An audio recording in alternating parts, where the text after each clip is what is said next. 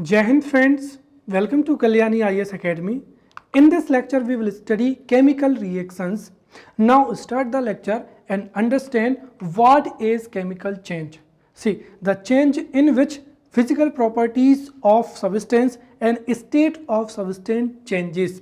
Also there is change in chemical properties as well.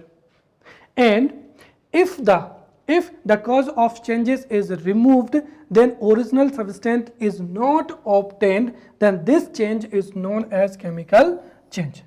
मतलब chemical change में जो physical properties of substance होती हैं जैसे taste, shape, color, right, और state जैसे solid, liquid, gas, तो फिजिकल प्रॉपर्टीज और स्टेट ऑफ द सब्सटेंस इनमें परिवर्तन तो होता है, साथ ही साथ केमिकल प्रॉपर्टीज जैसे मॉलिक्यूलर एंड एटॉमिक क्या होता है, रीअरेंजमेंट होता है, राइट, ये भी होता है। तो केमिकल जो फिजिकल प्रॉपर्टीज हैं उनके साथ साथ केमिकल प्रॉपर्टीज में भी क्या होता है, चेंज होता है, उसको केमिकल चेंज कहते हैं।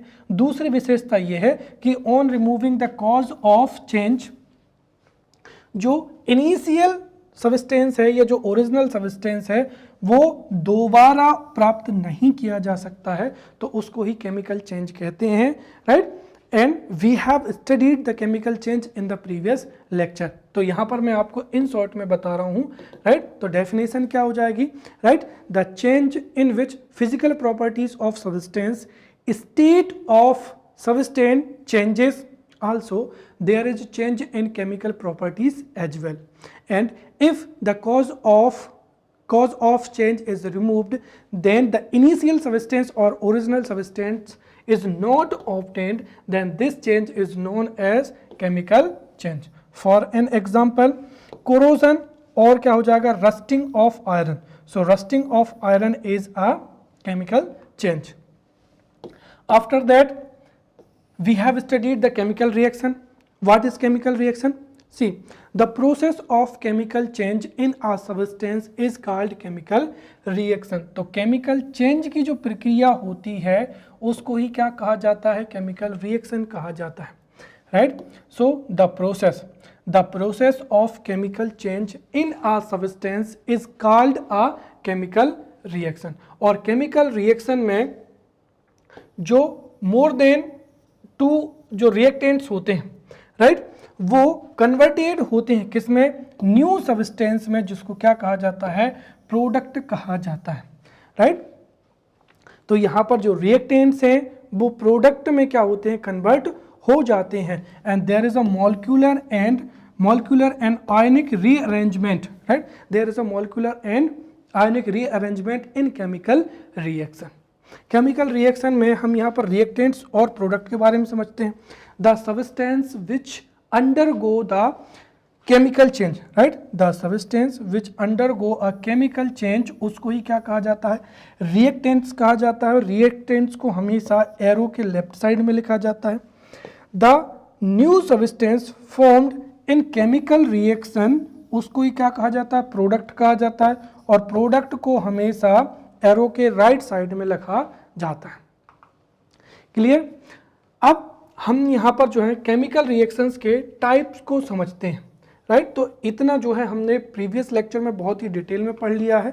साथ ही साथ जो केमिकल रिएक्शंस होती हैं वो कई प्रकार की होती हैं, राइट, जैसे कॉम्बिनेशन रिएक्शन हो जाएगी, जिसकी अपोजिट क्या हो जाएगी, डिकम्पोजिशन रिएक्शन हो जाएगी। देन डिस्प्लेसमेंट रिएक्शन, राइट, इसकी अपोजिट नहीं है बल्कि इसी के समान जो रिएक्शन है वो हो जाएगी double displacement, right, double displacement reaction हो जाएगी, राइट।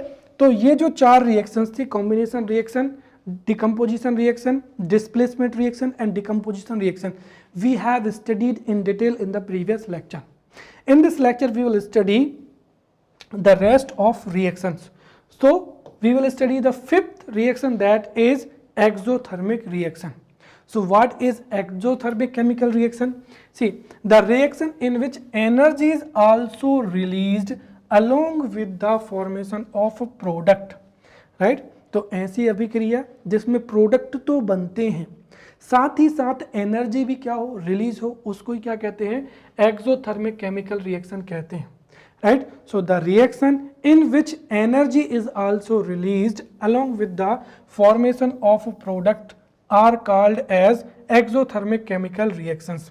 एग्जाम्पल के लिए क्या हो जाएगा, कम्बशन ऑफ नेचुरल गैस हो जाएगा, तो CH4 मैथेन प्लस 2O2, तो इसमें यहाँ पर एक प्रोडक्ट क्या बनेगा, यहाँ पर कार्बन डाइऑक्साइड बनेगा, देन क्या बनेगा, वाटर बनेगा, राइट। ये यहाँ पर क्या हो जाएगा, यहाँ पर नेचुरल गैस हो जाएगा, ये क्या हो जाएगा, ऑक्सीजन हो जाएगा, यहाँ पर कार्बन डाइऑक्साइड हो जाएगा,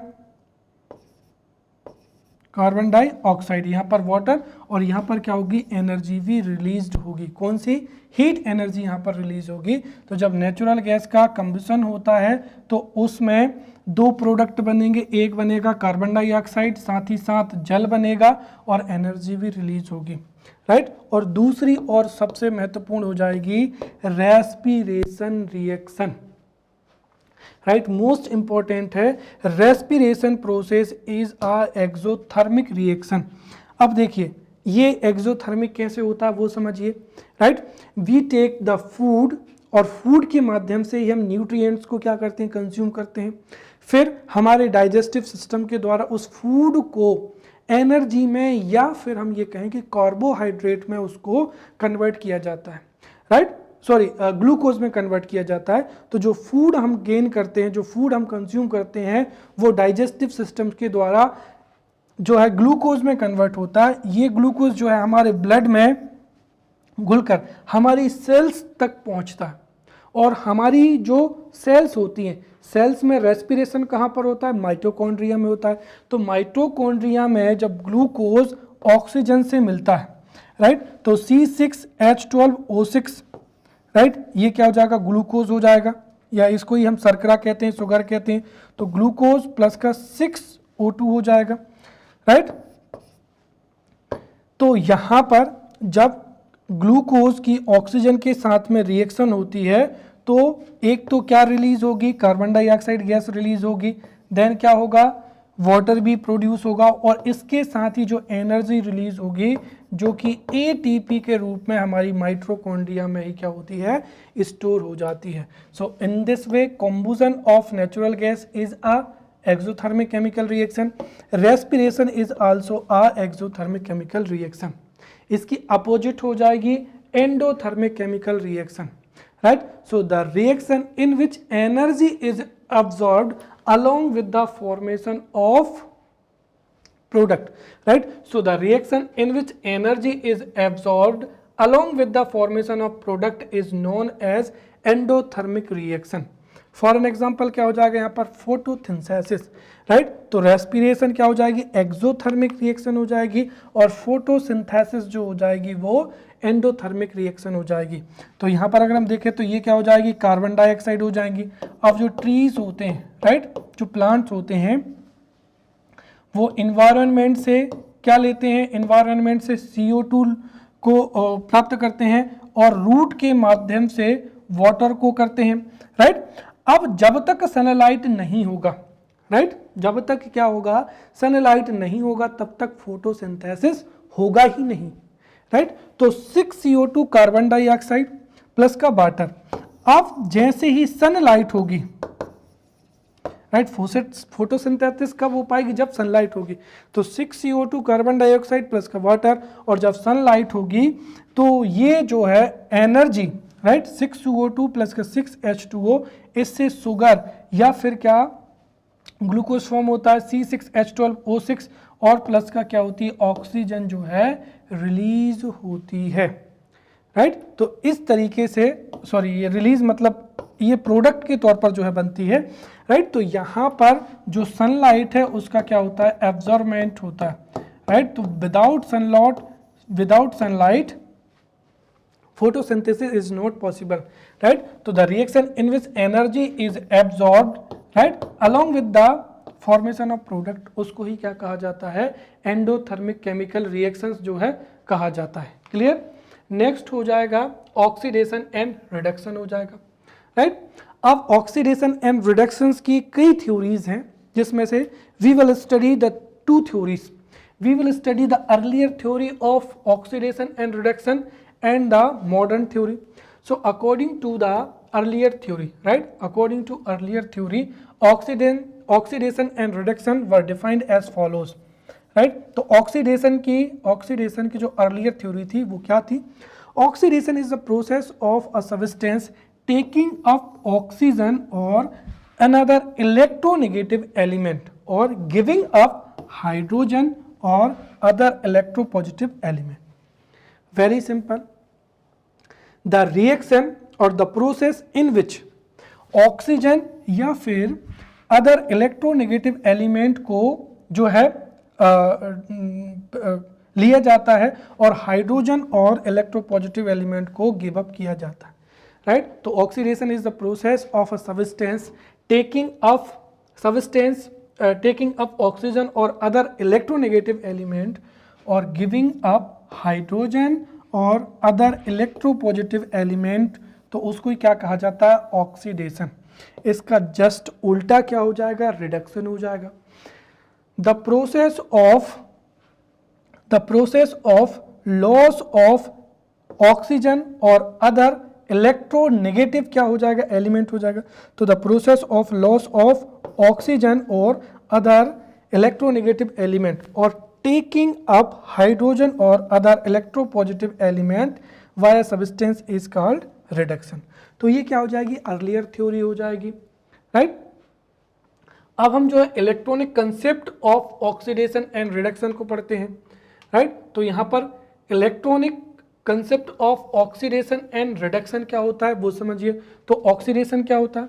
the chemical process in which an atom, ion और group of atoms loses an electron is called oxidation, right. तो वह प्रक्रिया जिसमें इलेक्ट्रॉन का लॉस होता है, राइट. इलेक्ट्रॉन का क्या होता है? लॉस होता है. उसको ही हम क्या कहते हैं? ऑक्सीडेशन कहते हैं, राइट. तो very simple. Electronic, according to electronic theory, what is oxidation?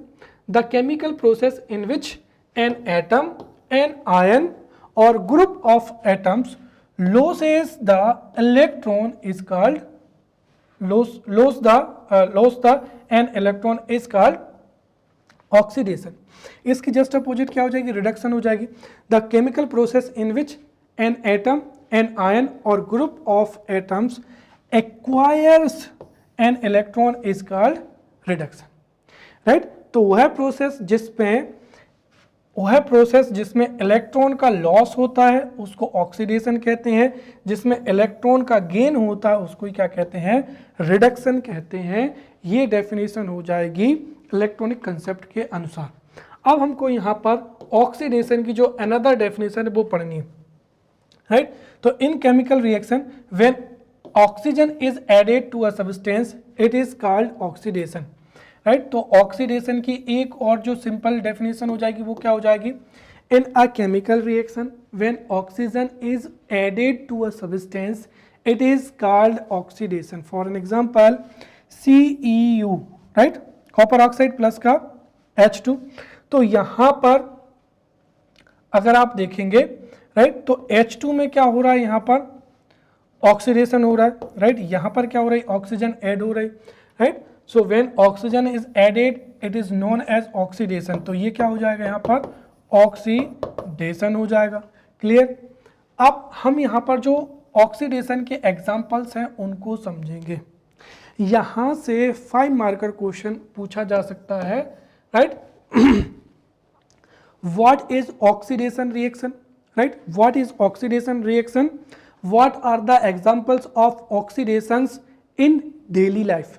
Right. तो ये जो क्वेश्चन है ये मेंस में पूछा जा सकता है 5 मार्कर क्वेश्चन में, राइट. तो ऑक्सीडेशन की जो है हमने डेफिनेशन पढ़ ली है. In a chemical reaction when oxygen is added it is known as oxidation. अब डेली लाइफ में ऑक्सीडेशन के एग्जांपल्स को हम समझते हैं. सबसे पहला क्या हो जाएगा? कोरोजन हो जाएगा. देखो, बिकॉज ऑफ कोरन आयरन की क्या होती है? रस्टिंग होती है. सिल्वर पर ब्लैक कोटिंग आ जाती है और जो है कॉपर पर क्या होती है? ग्रीन कोटिंग आ जाती है. तो ये सभी किसके एग्जाम्पल हैं? कोरोजन के एग्जाम्पल हैं. So because of corrosion iron is rusted, there is a black coating on silver, right. तो जो सिल्वर है, सिल्वर ऑर्नामेंट्स है, राइट। यही कारण है कि सिल्वर ऑर्नामेंट्स जो है काफ़ी लंबे समय के पश्चात जो है उनकी शाइनिंग जो है समाप्त हो जाती है। क्यों? क्योंकि एक ब्लैक कोटिंग जो है ऑक्सीडेशन की वजह से सिल्वर पर आ जाती है, right. And there is a green coating on copper. ये सभी कोरोजन के ही क्या एग्जांपल है।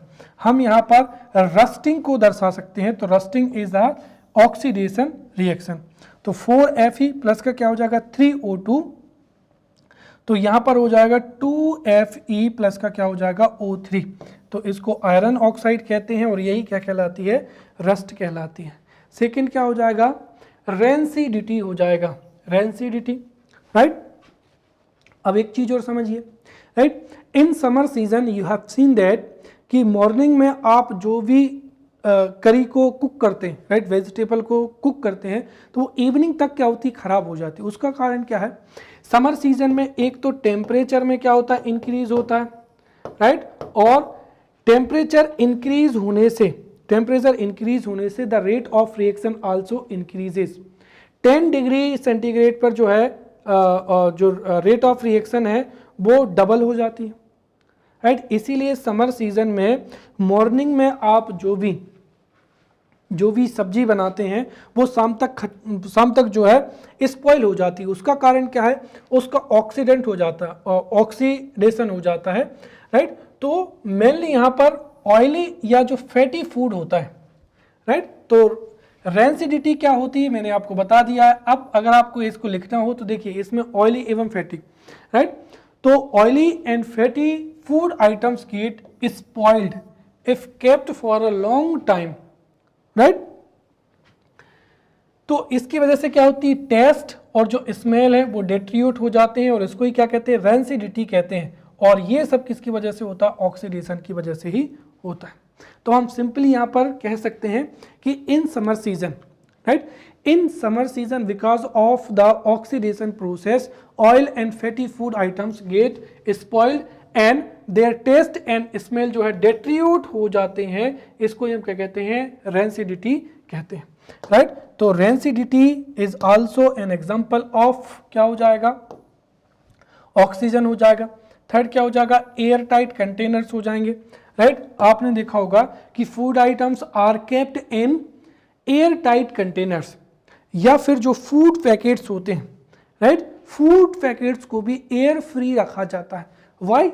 क्योंकि अगर फूड पैकेट्स में अगर एयर रहेगी या ऑक्सीजन रहेगी, फूड पैकेट्स में एयर रहेगी या कोई भी फूड आइटम है उसको हम ओपन में रख देंगे तो ऑक्सीडेशन की वजह से वो बहुत जल्दी क्या हो जाएगा, खराब हो जाएगा, राइट। परंतु जो एयर टाइट कंटेनर्स होते हैं, एयर टाइट कंटेनर्स का मतलब ऐसे कंटेनर्स जिसमें एयर नहीं पहुंच पाती है, कुल मिलाकर जो भी फूड आइटम्स उसमें रखा है उस कंटेनर में उस तक ऑक्सीजन नहीं पहुंच पाएगी तो ऑक्सीडेशन नहीं होगा, right. So air tight containers, the rate of oxidation slows down when food is kept in airtight container, right। इसीलिए जो ऑक्सीडेशन जो है स्लो हो जाती है, इसलिए जो एयर टाइट कंटेनर होते हैं उसमें फूड जो है खराब नहीं होता है, राइट।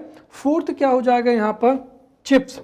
देखिए चिप्स खराब क्यों नहीं होते, उसका कारण ये है कि चिप्स में ऑक्सीजन की जगह पर नाइट्रोजन या फिर जो इनर्ट गैसेज होती हैं वो भरी जाती हैं, राइट। तो chips do not spoil for a long time.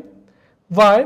Because removing oxygen in the packet of chips and filling them with the less active gas like nitrogen. तो चिप्स के पैकेट्स में नाइट्रोजन को फिल किया जाता है, oxygen को remove किया जाता है, एंड बिकॉज ऑफ दिस जो चिप्स हैं वो अब जल्दी से खराब नहीं होते। साथ ही साथ white paper turns yellow, because जो व्हाइट पेपर होता है वो सेल्यूलोज का बना हुआ होता है और सेल्यूलोज का ऑक्सीडेशन होने की वजह से आफ्टर लॉन्ग टाइम वो जो है पेपर क्या हो जाता है, येलो हो जाता है, राइट। तो ये जो एग्जांपल्स हैं, right, these are the examples of oxidation in daily life. तो 5 मार्कर के लिए we have prepared this topic, right. This is the definition of oxidation, right, and these are the examples of oxidation in daily life, right. Now we will study reduction. What is reduction? See, when a substance loses oxygen in a chemical reaction, it is called reduction. तो जब किसी भी chemical reaction में oxygen का loss होता है तो उसको क्या कहते हैं, रिडक्शन कहते हैं। जैसे Cu+ का H2O, तो यहाँ पर ये क्या हो जाएगा जो है रिडक्शन, राइट। तो ये यहाँ पर एक रेडॉक्स जो रिएक्शन है, रेडॉक्स रिएक्शन वो रिएक्शन होती है जिसमें ऑक्सीडेशन और रिडक्शन दोनों साथ साथ होते हैं। तो यहाँ पर CuO में से ऑक्सीजन का लॉस हो रहा है तो ये रिडक्शन हो जाएगी। यहाँ पर हाइड्रोजन में जो है ऑक्सीजन ऐड हो रही तो ये क्या हो जाएगा, ऑक्सीडेशन जो है रिएक्शन हो जाएगी। और ये जो पूरी रिएक्शन है इसको ही क्या कहा जाता है, रेडॉक्स रिएक्शन भी कहा जाता है, राइट। नेक्स्ट हो जाएगा रिवर्सिबल रिएक्शन। अब जैसा कि नाम है रिवर्सिबल रिएक्शन, मतलब जो रिएक्शन रिवर्स हो सकती है उसको ही क्या कहते हैं, रिवर्सिबल रिएक्शन कहते हैं, राइट। तो such a chemical reaction in which the products formed in the reaction again react to form the reactants is called reversible reactions। तो एक ऐसी रिएक्शन जिसमें जो प्रोडक्ट फॉर्म हो चुके हैं वो अगेन रिएक्ट करते हैं और रिएक्टेंट्स में क्या हो जाते हैं, कन्वर्ट हो जाते हैं, उनको ही क्या कहते हैं, रिवर्सिबल रिएक्शन कहते हैं। So such a chemical reaction in which the products formed in the reaction again react to form reactants is called a reversible reaction। अब इसकी कुछ जो है कैरेक्टरिस्टिक्स भी होते हैं। सबसे पहली चीज तो क्या होती है कि जो रिवर्सिबल रिएक्शन होती है ये बोथ द डायरेक्शन में होती है, राइट। तो such chemical reaction which take place in both the direction, तो जो बोथ द डायरेक्शन में होती है उसको ही क्या कहते हैं, रिवर्सिबल रिएक्शन कहते हैं। और ये कभी भी कंप्लीट नहीं होती है, क्यों, क्योंकि इसमें रिएक्टेंट्स प्रोडक्ट में कन्वर्ट होते हैं, प्रोडक्ट अगेन रिएक्टेंट्स में क्या हो जाता है, कन्वर्ट हो जाता है, इसलिए ये कभी भी कंप्लीट स्टेट को अटेन नहीं करती है। For an example manufacturing of ammonia bye Haber method, तो यहाँ पर नाइट्रोजन प्लस का 3H2 in the presence of iron catalyst क्या बनती है, अमोनिया बनती है, राइट। तो नाइट्रोजन और हाइड्रोजन से अमोनिया बनती है, तो कभी अमोनिया जो है वो हाइड्रोजन और नाइट्रोजन में क्या होती है, ब्रेकडाउन हो जाती है। तो यहाँ पर formation of ammonia bye Haber method is an example of reversible reaction. इसकी अपोजिट कौन सी हो जाएगी, इरिवर्सिबल रिएक्शन हो जाएगी। Clear, a chemical reaction in which the products formed in the reaction do not react again to form the reactant is called irreversible reaction।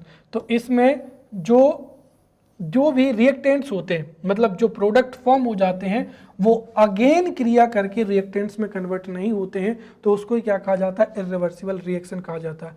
So a chemical reaction in which the products formed in the interaction of reactants do not react again to form the reactant, then this is called irreversible reaction। अब दोनों में क्या अंतर होता है वो भी समझना। जो रिवर्सिबल रिएक्शन होती है वो बोथ द डायरेक्शन में घटित होती है, जबकि irreversible reaction take place in one direction only, ये केवल और केवल एक डायरेक्शन में ही घटित होती है। साथ ही साथ चूंकि since the irreversible reaction takes place in one direction, therefore this reaction attains the complete state, right। जैसे क्या हो जाएगा, मैन्युफैक्चरिंग ऑफ जिंक सल्फेट हो जाएगा, Zn प्लस का H2SO4 तो क्या हो जाएगा, ZnSO4 प्लस का H2 हो जाएगा। तो this is the example of irreversible reaction. Next हो जाएगी fast chemical reaction, fast chemical reaction, right. तो ये 11th नंबर की हो जाएगी, ये यहाँ पर पीपीटी में थोड़ा आ नहीं पाया या वो डिलीट हो गया है, राइट। तो fast chemical reaction, fast chemical reaction क्या होती है, देखिए, such a chemical reaction in which reaction takes place rapidly, right, when reactants are mixed together is called fast chemical reaction, right. तो जब कोई भी रिएक्शन बहुत तेजी से घटित होती है तो उसको ही क्या कहा जाता है, फास्ट केमिकल रिएक्शन कहा जाता है। तो such a chemical reaction in which the reaction takes place rapidly when reactants are mixed or comes in contact together, right, is known as fast chemical reaction. For an example क्या हो जाएगा, neutralisation of क्या हो जाएगा, neutralisation reaction हो जाएगा, right. आपने इनो के बारे में सुना होगा, राइट, एड में बताया जाता है कि 10 सेकेंड में एसिडिटी गायब हो जाएगी। बिल्कुल सही बात है। क्यों? क्योंकि जो न्यूट्रलाइजेशन रिएक्शन होती है, अगर आप एसिड को बेस में मिलाएंगे, जब एसिड को बेस में मिलाएंगे तो उससे जो न्यूट्रलाइजेशन रिएक्शन घटित होती है, और ये बहुत ही फास्ट रिएक्शन होती है जिसमें जो है सॉल्ट और वाटर क्या होता है, बनता है। तो जो न्यूट्रलाइजेशन जो रिएक्शन है ये एक फास्ट केमिकल रिएक्शन है, राइट। यहाँ पर ये क्या हो जाएगा, NaOH सोडियम हाइड्रोक्साइड, ये क्या हो जाएगा, बेस हो जाएगा, राइट। और HCl ये क्या हो जाएगा, एसिड हो जाएगा। तो जब NaOH और HCl को मिलाया जाता है तो ये बहुत ही फास्ट रिएक्शन होती है, और जिससे यहाँ पर क्या बनता है, सॉल्ट बनता है, NaCl और प्लस का जो वाटर है वो भी बनता है। फिर इसकी जस्ट अपोजिट क्या हो जाएगी, स्लो रिएक्शन हो जाएगी। तो such a chemical reaction in which reaction takes place at a slow rate when reactants are reacted together is known as a slow reaction, right। तो ऐसी रिएक्शन जिसमें, right, so such a chemical reaction in which reaction takes place at a slow rate। तो यहाँ पर जो reaction होती है वो स्लो रेट पर होती है, इसी वजह से इसको स्लो रिएक्शन कहते हैं। जैसे क्या हो जाएगा, रस्टिंग ऑफ आयरन हो जाएगा। आपकी कोई भी आयरन सीट है या फिर कार की बॉडी है, उसमें जो रस्टिंग होती है बहुत तेजी से नहीं होती है, right. After a long period of 15 to 13 days जो है रस्टिंग की जो प्रक्रिया होती है। तो rusting of iron is a slow reaction, slow chemical reaction. जैसे 4Fe प्लस का 3O2 आयरन प्लस का ऑक्सीजन, तो इससे 2Fe2O3 आयरन ऑक्साइड बनेगा, जिसको क्या कहा जाता है, रस्ट कहा जाता है, राइट। तो इस तरीके से we have studied all the 12 chemical reactions. तो इस टॉपिक को हमने बहुत ही डिटेल में बहुत अच्छे से पढ़ा है। We have studied different types of chemical reactions. तो now our last topic which is rate of reaction. So we will study in depth what is the rate of reaction and what are the factors that affect it. So we have to prepare for this, we have to prepare this topic for 5 marker question. 5 marker question may be asked as what is rate of reaction, what are the factors affecting rate of reaction.